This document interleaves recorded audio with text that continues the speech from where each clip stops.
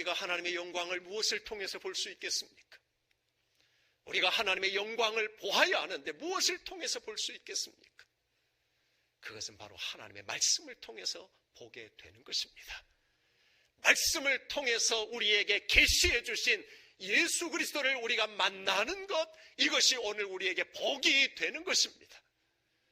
성경을 통해서 하나님이 어떤 분이신가, 성경을 통해서 예수님이 어떤 분이신가를 우리가 만나고 경험해야, 그래야 우리의 신앙이 온전하게 세워져 갈 수가 있는 것입니다. 말씀을 잊지 않고 신앙이 성숙해 간다? 절대로 그런 법은 없습니다. 오늘 우리의 신앙의 성숙은 철저하게 말씀 위에 든든히 설 때에 가능한 것입니다. 그러므로 여러분, 하나님의 말씀에 집중하실 수 있기를 주의 이름으로 축복합니다. 하나님의 말씀에 집중하십시오. 말씀을 떠나서는 하나님을 알 길이 없는 것입니다.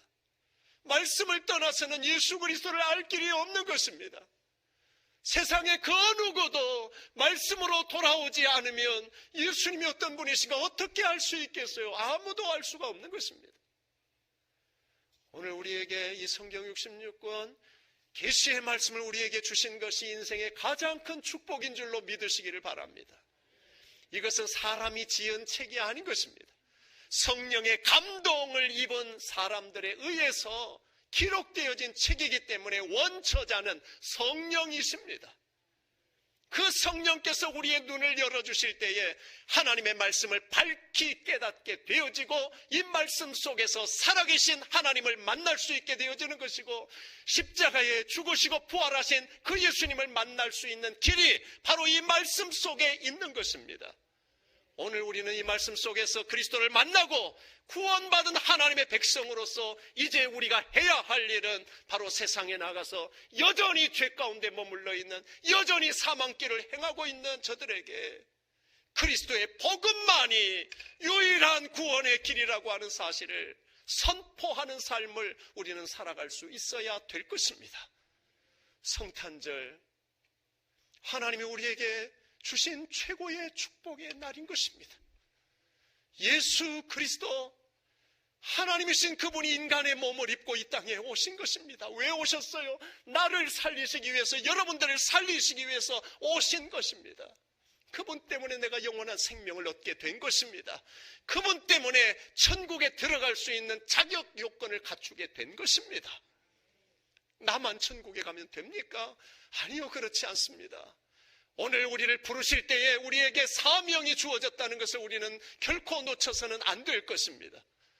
마지막 제자들에게 명령하셨던 그 명령은 오늘 우리들에게도 동일하게 주신 명령이라고 하는 사실을 잊어서는 안 될 것입니다.